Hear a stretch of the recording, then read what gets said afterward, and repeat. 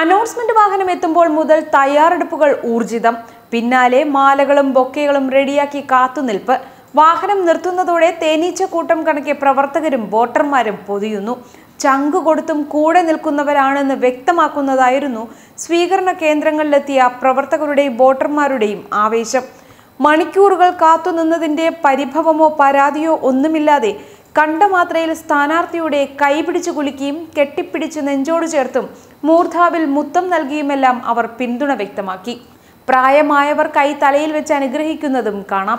അനുഗ്രഹങ്ങൾക്കനുസരിച്ച് pose ചെയ്ത് സെൽഫിക്കാരുടെ ആവശ്യവും നിറവേറ്റിയാണ് ഡീൻ കുര്യാക്കോസ് സ്വീകരണ കേന്ദ്രങ്ങൾ വിട്ടത്. ഇടുക്കിയിൽ രണ്ടാം വട്ടവും ജനവിധി തേടുന്ന UDF സ്ഥാനാർത്ഥി അഡ്വക്കേറ്റ് ഡീൻ കുര്യാക്കോസിന്റെ തെരഞ്ഞെടുപ്പ് പര്യടന വിശേഷം ഇങ്ങനെ.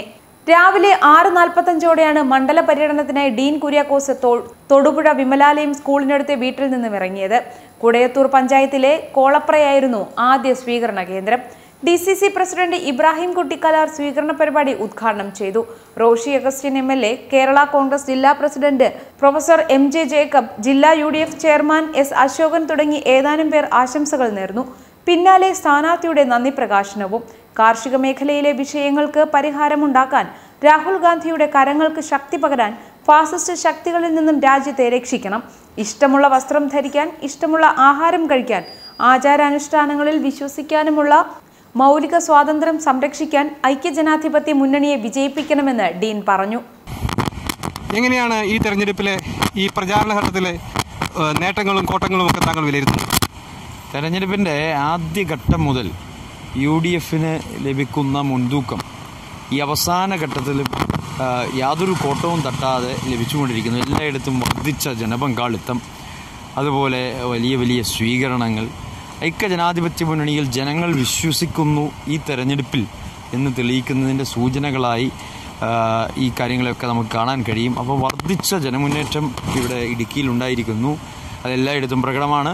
അതോടൊപ്പം തന്നെ പറയാൻ പറ്റുന്നത് കേരളത്തിലെ തന്നെ ഏറ്റവും അത്യുജ്വലമായ ഒരു വിജയമായിരിക്കും ഇടുക്കിയിൽ സംഭവിക്കാൻ പോകുന്നത്. വോട്ടർമാരുമായിട്ട് സംവദിക്കുമ്പോൾ എന്താണ് അവരിൽ നിന്നുള്ള ഒരു നമ്മളോട് ഒരു പ്രതികരണം അവരുടെ എന്താണ്? പരമാവധി വോട്ടർമാരെ നേരിട്ട് കാണുക എന്നുള്ളതാണ് ഈ സ്ഥാനാർത്ഥി പര്യടനത്തിൻ്റെ ലക്ഷ്യം.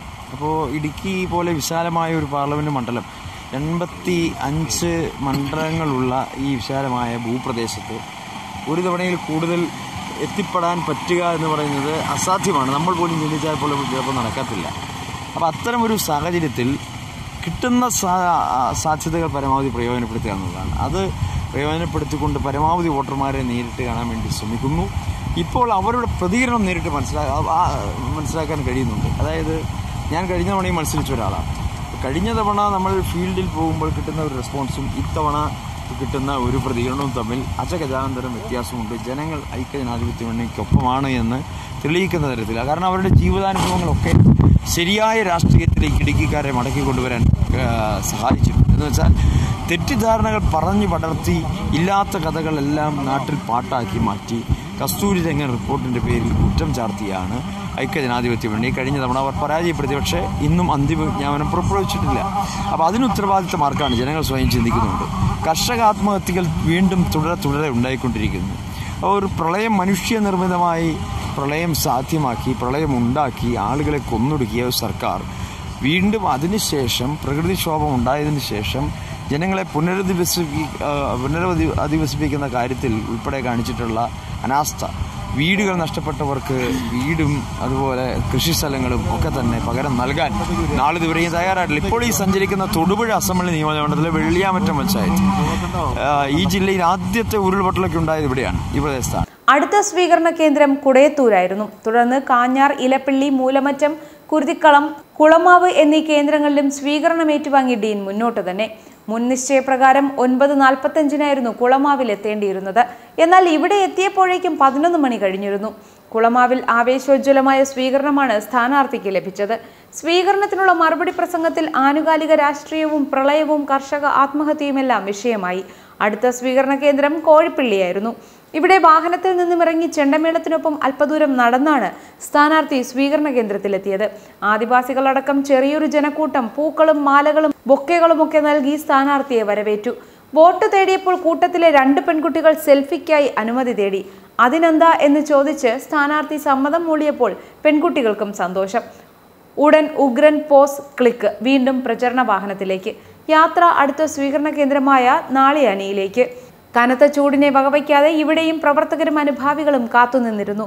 തുടർന്ന് മേത്തൊട്ടി, പൂമാല, പന്നിമറ്റം, കലയന്താനി എന്നിവിടങ്ങളിലും സ്വീകരണമൊരുക്കിയിരുന്നു. 12 മണിക്ക് എത്തുമെന്ന് അറിയിച്ചിരുന്ന കലയന്താനിയിൽ എത്തുമ്പോൾ സമയം 2:30. ഇവിടെ പാർട്ടി പ്രവർത്തകനായ ഹെൻറിയുടെ വീട്ടിലായിരുന്നു ഉച്ചഭക്ഷണം ഏർപ്പാടാക്കിയിരുന്നത്. കാളനും അവിയലും അച്ചാറും തോരനും പപ്പടവുമൊക്കെയായി വിഭവസമൃദ്ധമായ ഊണാണ് സ്ഥാനാർത്ഥിക്കും പ്രവർത്തകർക്കുമായി ഇവിടെ ഒരുക്കിയിരുന്നത്. നല്ല കുടംപുളിയിട്ട് വെച്ച മീൻകറിയും തയ്യാറായിരുന്നു. ഊണ് കഴിഞ്ഞ് ഒരു നിമിഷം കളയാതെ സ്ഥാനാർത്ഥി പ്രചരണ വാഹനത്തിൽ